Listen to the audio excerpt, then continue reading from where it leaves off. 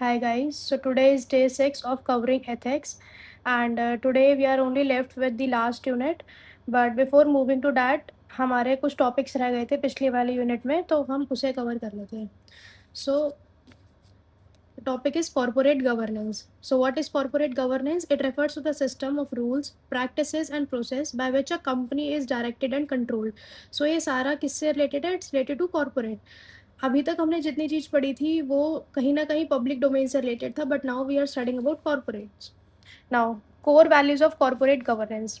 So the values are some or more the same: accountability, fairness, transparency, responsibility, independence, risk management, compliance and long term value creation. So ये सारी values है जो एक corporate governance को अच्छा बनाती है और लोगों का ट्रस्ट बिल्ड करती है उस कंपनी में. Now what is the importance of good corporate governance? अच्छी गवर्नेंस होने का क्या फ़ायदा होता है एक कॉरपोरेट या फिर एक कंपनी में? So first is premium. Now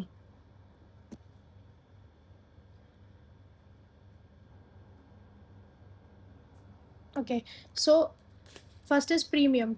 अगर हमारी कॉरपोरेट की जो गवर्नेंस है वो अच्छी होगी तो इससे हमारी कंपनी ट्रांसपेरेंटली और एथिकली वर्क करेगी, जिससे कि जो मार्केट में वैल्यू है या फिर उसे मार्केट की जो वैल्यूएशन को हम प्रीमियम भी कह सकते हैं वो हमारी बढ़ेगी. जैसे एप्पल और माइक्रोसॉफ्ट की एक अपनी अलग ही इमेज है in the market. So why? Because of their strong governance structure. Next is, अगर कॉरपोरेट गवर्नेंस अच्छी होगी तो वो फॉरेन इन्वेस्टमेंट को भी अट्रैक्ट करेगी. फॉर एग्जांपल जितनी भी बड़ी बड़ी एमएनसीज है या फिर कोई भी बड़ी बड़ी कंपनी है उसमें लोकल से ज़्यादा फॉरेन इन्वेस्टमेंट होती है. Why? Because of their trust, because of their reliability, because of their credibility. Next we have social sustainability. So अगर अच्छी कॉरपोरेट गवर्नेंस होगी तो वो हमारा लॉन्ग टर्म इम्पैक्ट में हमें हमारे काम आएगी. Next we have is curbing nepotism. So strong governance structure, it helps to prevent nepotism. It ensures that hiring and promotions are based on merit rather than the personal connections. Then last is internal checks and balance. अगर अच्छी हमारी governance होगी corporate में तो checks and balance हम अच्छे से करेंगे जिससे कि कोई भी मिसयूज ना हो पावर की एंड अकाउंटेबिलिटी को इंश्योर कर सके. So now the next topic is issues of corporate governance in India. First issue is corruption and fraud, like financial scams, bribery and manipulation of company accounts. It reduces the public trust. जैसे कि सत्यम computer service accounting fraud हुआ था I think in 2009 में, तो वो हम इसमें example डाल सकते हैं. Second we have is lack of transparency. Means company में हाइड इम्पॉर्टेंट फाइनेंशियल इन्फॉर्मेशन और या फिर कोई भी जो रिस्क है वो शेयर होल्डर्स से डिस्क्लोज ना करें, तो वो भी एक काफ़ी बड़ा इशू रहता है कॉरपोरेट गवर्नेंस में. Third we have is weak board independence. Independent directors हमेशा इंडिपेंडेंटली ढंग से एक्ट ना कर पाए due to the influence of promoters और management, so it is also an issue. Then conflict of interest. Personal interest of directors और executive अगर होगा तो उससे हमारी कंपनी की इंटरेस्ट को कहीं ना कहीं कॉम्प्रोमाइज़ करना पड़ेगा. Next we have is poor protection of minority share holders. कभी कभार ये होता है कि जो छोटे शेयर होल्डर्स होते हैं कंपनी में उनको हम प्रॉपर से मतलब इन्वॉल्व नहीं कर पाते जितना हम बड़े शेयर होल्डर्स को इन्वॉल्व करते हैं, तो वो जो माइनॉरिटी इन्वेस्टर्स हैं उनको हार्म करती है चीज़ें, उनके डिसीजन को, उनके इन्वेस्टमेंट को. Next we have is inadequate risk management. So if we fail to identify the financial risk and if we fail to identify the operational risk or cyber risk तो वो भी काफ़ी बड़ा हमारे लिए थ्रेट बन जाता है. Then is weak enforcement of laws. So although India has regulations like companies act 2013 या फिर सेबी की रूल्स, बट इन उनका जो इम्प्लीमेंटेशन और उनका जो इन्फोर्समेंट है वो कभी कभार ये देखा जाता है कि काफ़ी स्लो और इनफेक्टिव है. Now how to improve corporate governance. This we have studied कि इशू क्या क्या आते हैं. नाउ उन्हें ओवरकम कैसे करें. First we should have a strong and independent board of directors. We should have transparent financial reporting and regular audits. We should have strict implementation of Companies Act 2013 and SEBI का regulation. Protection of minority shareholders should be ensured and strong whistle blower mechanism. What is whistle blower? जो हमें company के frauds या फिर कुछ scams के बारे में जो हमें आके बताता है, तो उसकी प्रोटेक्शन के लिए भी एक अच्छा मैकेनिज्म होना चाहिए. Next is probity. So it is the first topic of the last unit, so let's start with it. Probity in governance means honesty, integrity, transparency, accountability, and ethical conduct in public administration, and it ensures that public officials use their powers and public resources only for the welfare of citizens. Now guys, मैं इसका जो आगे का content है थोड़ी मतलब इस topic के बाद कवर करूंगी. I forgot to write it here. So अब एक बार पब्लिक सर्विस का कॉन्सेप्ट देख लेते हैं. So public service means serving society and working for the welfare of citizen rather than for personal gain.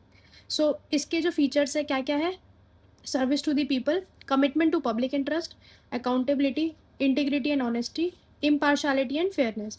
For example, a doctor in a government hospital treating every patient equally regardless of caste, religion or any income. So this is about public service. Now moving on the next topic.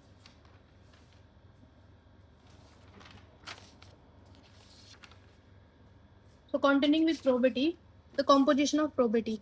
Probity consists of wisdom, discipline, professional integrity, and vigilance. So wisdom is required to separate right from wrong. Discipline is needed to prevent oneself from indulging in corrupt practices.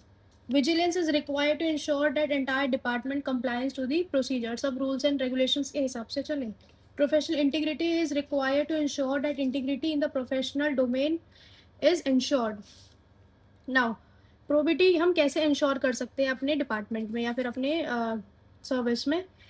दो factors है उसके, by internal factors and by external factors. So external factors जैसे RTI, citizen charter, through rewards, through punishments, through code of conduct. And internal factors are by following are moral principles, moral values, sense of service, conscience. So this is by internal factors. Now what are the challenges in ensuring probity? First is corruption. Second we have is lack of transparency. Political interference की वजह से कभी कभार हम probity को ensure नहीं कर पाते. वीक इंस्टीट्यूशंस की वजह से, lack of citizen engagement. Now इसके सॉल्यूशंस क्या है? First is transparency, like RTI act. RTI act एक एग्जांपल है कि जिससे हम ट्रांसपेरेंसी ला सकते हैं अपने सर्विस में. Second one we have is accountability. For example whistle blower act, उनके लिए विसल ब्लोअर्स के लिए प्रॉपर प्रोटेक्शन, प्रॉपर मैकेनिज्म अगर हो. Then avoiding conflict of interest. Conflict of interest हम कैसे अवॉइड कर सकते हैं कि हमारा जो भी इंटरेस्ट है उसको हम पहले ही डिस्क्लोज कर दें. देन फाइटिंग करप्शन, कैसे करप्शन फाइट कर सकते हैं? Proper mechanism, proper anti corruption laws ला के. Then fairness by implementing policies and by participatory governance where citizens actively participate in the governance process. So through these ways we can ensure probity in governance. Now the next topic is information sharing and transparency in it's not government, it's governance. So government should openly share information about policies, decisions, spending and public programs. क्या इसका क्या importance है? It helps to build public trust, it reduces corruption, it improves accountability and it enables inform citizen participation. For example, publishing government expenditure details on official website. Now RTI act. So RTI, the Right to Information Act, which was passed in 2005, it allows citizens to obtain information from the public authorities. So now let us read about the objectives of this act. So this act helps to promote transparency, it ensures accountability, it reduces corruption and it empowers citizen. इस act ने ये हमें power दी थी normal citizens को कि हम government से पूछ सके कि हमारा जो पैसा है, जो पब्लिक का पैसा है, वो कैसे उपयोग कर रहे हैं वो एंड एक कोई प्रोजेक्ट है तो उस प्रोजेक्ट के बारे में हर जानकारी का हक होता है एक सिटीजन पे. पहले वो नहीं था, बट आफ्टर दिस एक्ट ये सबको ही ये फ्रीडम मिली है. Now anyone can ask any public officials about the any policy, any government spending और एनीथिंग. सो उससे एक अकाउंटेबिलिटी रहती है, एक ट्रांसपेरेंसी रहती है कि जो पैसा है वो सही उपयोग करना है. For example, a citizen asking for details of fund spend on road construction in their village. तो जो गाँव में जो रोड कंस्ट्रक्शन हुआ उसकी प्रॉपर पूरी डिटेल एक सिटीजन मांग रहा है. So it's an example of RTI, that is right to information. So now moving on to the next topic, we have code of conduct and code of ethics. So code means documentation of certain rules and conduct means behavior. So collectively it means systematic codification of or documentation of acceptable norms, that is do's and don'ts. So this is about code of conduct. Now code of ethics incorporate the value system which is expressed in the civil service conduct rules. Now let us read the difference between both of them. So code of conduct consists of norms. पहले ना code of ethics का difference करते हैं, इससे काफ़ी easy हो जाएगा समझना. So code of ethics consist of basic values, where as code of conduct consist of norms based on such values. तो इसमें तो खाली बेसिक वैल्यूज होती है, एंड इसमें जो उस वैल्यूज से जो नॉर्म बन के आता है या फिर जो नॉर्म बनता है वो होता है कोड ऑफ कंडक्ट के अंदर. फॉर एग्जाम्पल ऑनेस्टी एक बेसिक वैल्यू है, ठीक है, and not taking bribe is a norm based on such value. So honesty के बेस पे एक नॉर्म बना दिया है कि किसी से भी रिश्वत नहीं लेनी. तो this is about code, this is a code of conduct and this is a code of ethics. Now it remains same across profession. Now honesty is a value and it remains across it remains same across all profession, whether it's public और weather is private. But जो code of conduct है, जो rules regulations होते हैं, वो हर profession के अलग अलग होते हैं. Code of ethics is followed out of moral violation. जब हमारा खुद का, हम मॉरली इतने साउंड होते हैं, हमें खुद पता होता है कि वैल्यूज क्या है, हमें क्या फॉलो करना है. But code of conduct is legally binding. अगर कंपनीज के कुछ नॉर्म्स है, कुछ रूल्स एंड रेगुलेशंस है, then we have to follow it. We don't have any other choice. Code of ethics deals with quality of decision from ethical perspective, whereas code of conduct is procedural oriented. It tells what is a civil servant should do. So code of conduct is conscience driven and code of ethics is conscience driven and code of conduct includes guidelines, rules, do's and don'ts, etc. Now moving on to the next topic, we have citizen charter. Now what is a citizen charter? It is a public document stating the services provided by a government department, the time limit of delivery and the rights of the citizen. So her public department में citizen charter होता है, जहाँ पे ये लिखा होता है उसमें कि उस डिपार्टमेंट की क्या टाइम लिमिट है, क्या क्या वो सर्विसेज प्रोवाइड करते हैं एंड कितने वो टाइम पे सर्विस प्रोवाइड करते हैं एंड क्या क्या राइट्स है सिटीजन के. सो ये प्रॉपर लिखा होता है. नाउ अब प्रॉब्लम्स क्या है सिटीजन चार्टर की. सबसे पहले है one size fits all approach followed by some department. कुछ डिपार्टमेंट्स ये करते हैं कि दूसरे डिपार्टमेंट का सिटीजन चार्टर कॉपी पेस्ट कर देते हैं without even knowing or without even considering their own requirement and their own like specific domain कि जिस चीज़ में वो काम कर रहे हैं, वो क्या करते हैं, सिर्फ दूसरों की कॉपी पेस्ट कर लेते हैं. Second is lack of public awareness. लोगों को में इतनी जागरूकता ही नहीं है कि उनको ये पता ही नहीं है कि सिटीजन चार्टर होता क्या है. उनके सामने होता है but still they couldn't able to recognise. Third is non binding nature. Citizen charter का नॉन बाइंडिंग नेचर होता है, इसलिए इसे कोई सीरियसली नहीं लेता. Next is lack of accountability. Unrealistic promises. कुछ सिटीजन चार्टर में अनरियलिस्टिक प्रोमिसेस होते हैं कि हम फास्टेस्ट डिलीवरी प्रोवाइड करेंगे, बट वो एक्चुअल में उनके पास इतनी शॉर्टेजेस होती है एम्प्लॉयज़ की, वो हो नहीं पाती. And last we have inadequate monitoring. कोई भी प्रॉपर मॉनिटरिंग नहीं होती. अगर ना तो वो कभी सिटीजन चार्टर अपडेट होता है, ना फिर वो वेरीफाई होता है बाद में, एक बार लगने के बाद. नाउ प्रॉब्लम्स हमने देख ली. अब देखते हैं कि हम सिटीजन चार्टर की इम्प्लीमेंटेशन को कैसे इम्प्रूव कर सकते हैं. सो द फर्स्ट पॉइंट है citizen charter grievance redressal bill 2011 should be passed and implemented to provide legal backing to citizen charter. So अगर उसमें कुछ डिफ़ॉल्ट है तो हम किससे कंप्लेंट करें. हमारे पास कुछ एक रिड्रेसल मैकेनिज्म होना चाहिए ना, कि जिसके थ्रू हम बोल सके, जिसके थ्रू हम फीडबैक दे सके या फिर अपनी जो भी क्वेरी है वो डाल सके. सो इसके लिए जो citizen charter grievance redressal bill है 2011 का, वो पास होना चाहिए और वो इम्प्लीमेंट होना चाहिए. Second is government should allocate specific budget for awareness generation. जब लोगों में अवेयरनेस आएगी तभी वो उसका सही उपयोग करना जानेंगे. Third is since one side does not fit all, hence all separate charter should be created for headquarter and division officers. So ये हमने पहले प्रॉब्लम डिस्कस करी थी कि कुछ कुछ डिपार्टमेंट में one size fit all approach use होती है कि वो कॉपी पेस्ट भी कर लेते हैं, बट अलग अलग डिपार्टमेंट की अलग अलग रिक्वायरमेंट होती है जिसके हिसाब से उनका चार्टर भी अलग होना चाहिए. Fourth is internal mechanism must be there to fulfill all the promises of citizen charter. Now, next is it should be updated timely after taking the feedback from the staff members and people in general. So time to time वो update भी होना चाहिए. And the last is sixth point is size and design of citizen charter should be appropriate. मतलब वो एक उसका design उसका size भी appropriate होना चाहिए, प्लस वो ऐसी जगह पे होना चाहिए जहाँ से वो easily visible हो to every public. Now, the next topic we have is work culture. So, work culture refers to the values, attitudes, and behavior of employees in an organization. It shapes the environment and influences how employees interact, make decisions, and how they view their roles and responsibilities. So, work culture basically एक organization का कैसा माहौल है अंदर का, उसके अंदर के जो employees है उनका behavior कैसा है, उनकी attitudes कैसे है, उनमें क्या क्या values है. So, work culture में सब कुछ आता है. Now let's talk about the problems in work culture. So here we are talking specifically about Indian bureaucracy and public department. We are not talking about private ones.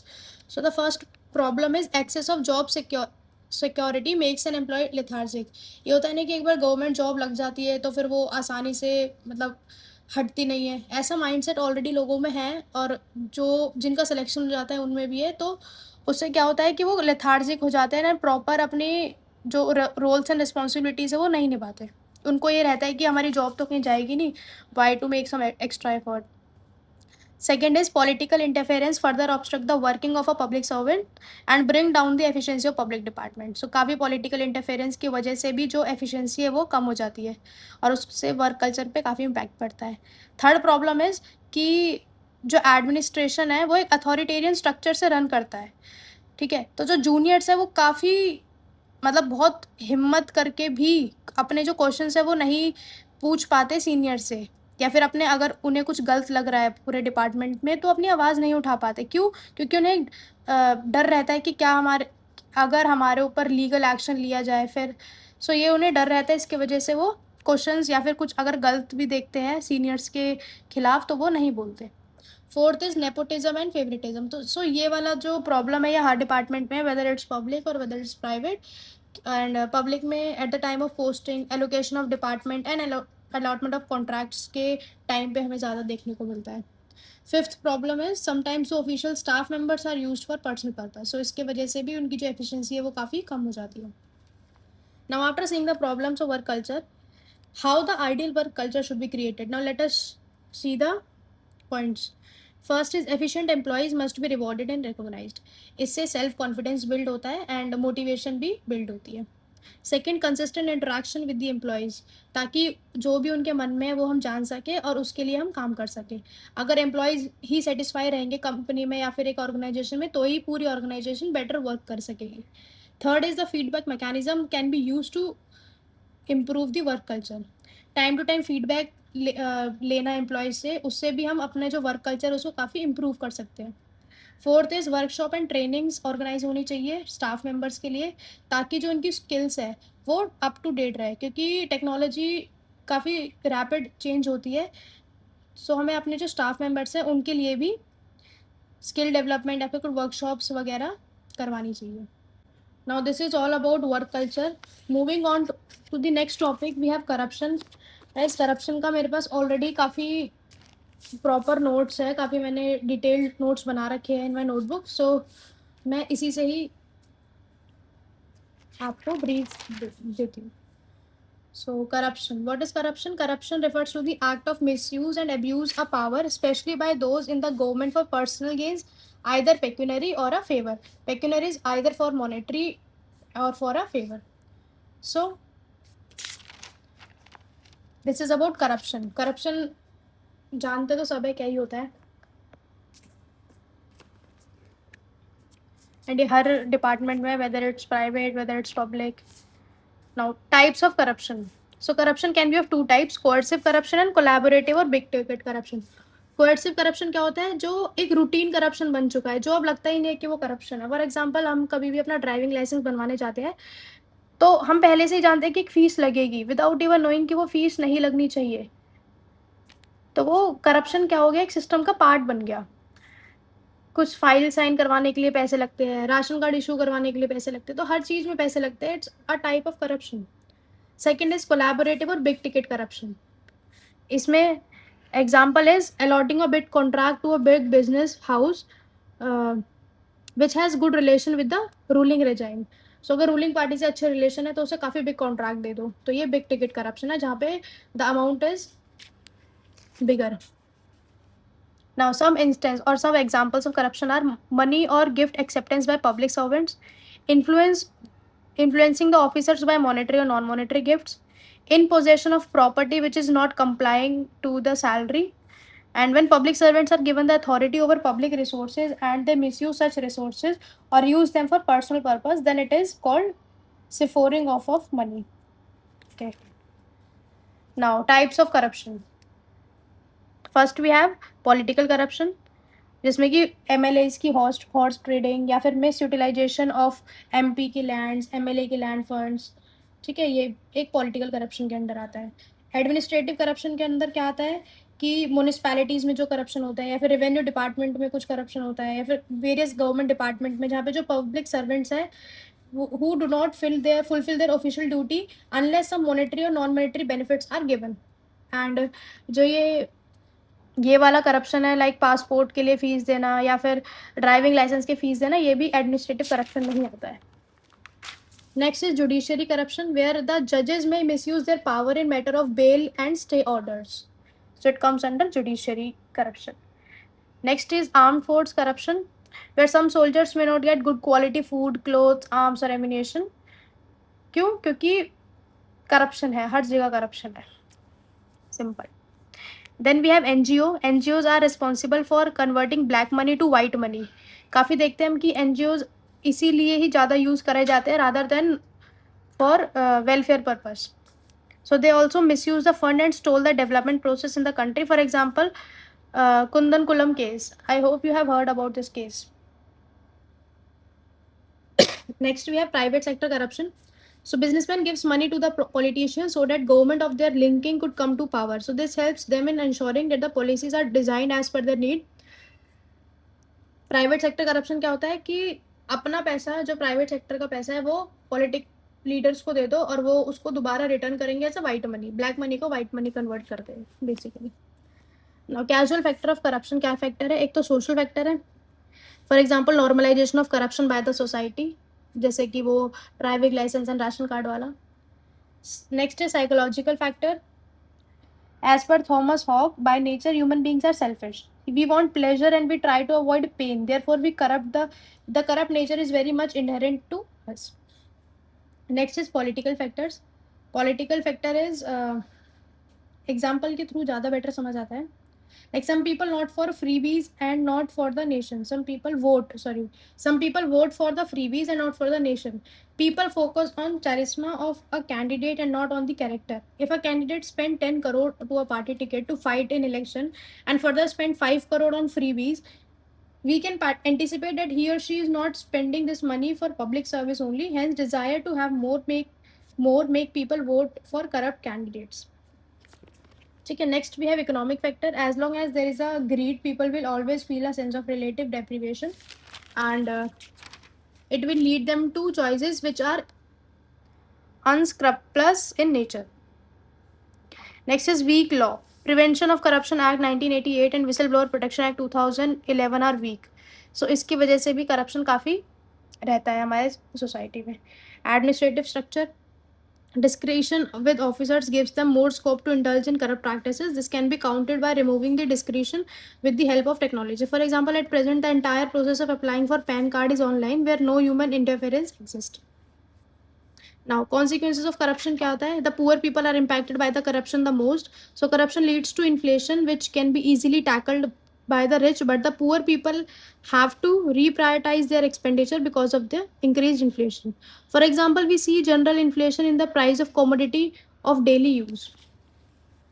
Next, we have the consequence of corruption is corruption leads to breakdown of trust in public office. People become accustomed to corruption. They are forced to pay bribe as they face coercive corruption in government department.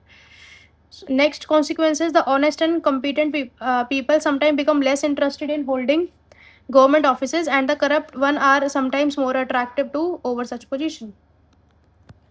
Now, some people get into the public service by paying a hefty sum of money because they know that once they are in the system, whatever they have already paid and much more beyond that. So, this is how corruption breeds corruption in the system. Next, we have corruption destroys the very moral character of the society. The ethical person who is forced to pay the bribe ends up becoming corrupt himself in some of the cases. So, these are the consequences of corruption. Now, what are the solutions? So, as per the second ARC report, the following measures can facilitate in reducing corruption. First is post-retirement jobs either should not be offered to retired civil servant in commissions or panels, or at least a cooling off period should be there. Such position should be filled only on the basis of experience, expertise, and integrity of the officer. Okay, next is Prevention of Corruption Act 1988 should be strengthened further. So penal provision can be increased and the penalty must be imposed in a time bound manner. Next, we have Santhanam Committee report on how to prevent corruption should be implemented in letter and spirit. Next, civil society should make civil servant answerable by actively using the tools of RTI and Citizen Charter. Next, media should be active in covering the matters of administration and in highlighting the lapses of bureaucracy. For example, Delhi IS couple case. ठीक है. Next solution is as code of conduct only along with code of ethics should be implemented strictly. Time bound punishment provision must exist in the conduct codes. So these are some solutions given by second ARC report. As you can read, I have already written it in as easy language as I can. So these are, I think, 11 points, 12 points.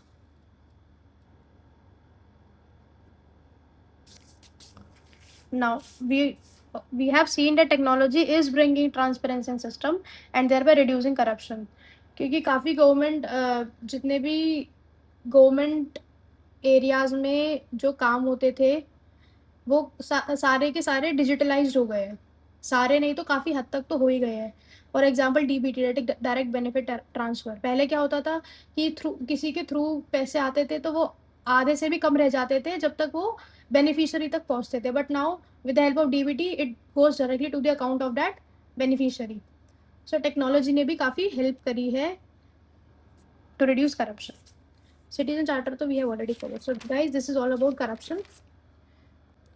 So guys, if we look at the syllabus, we have covered probity in governance, concept of public service, philosophical basis of governance and probity, information sharing and transparency in government, right to information, code of ethics, code of conduct, citizen charter, work culture, quality of service delivery, utilization of public funds. This I think we have not done. And challenges of corruption. So basically we have covered almost entire unit.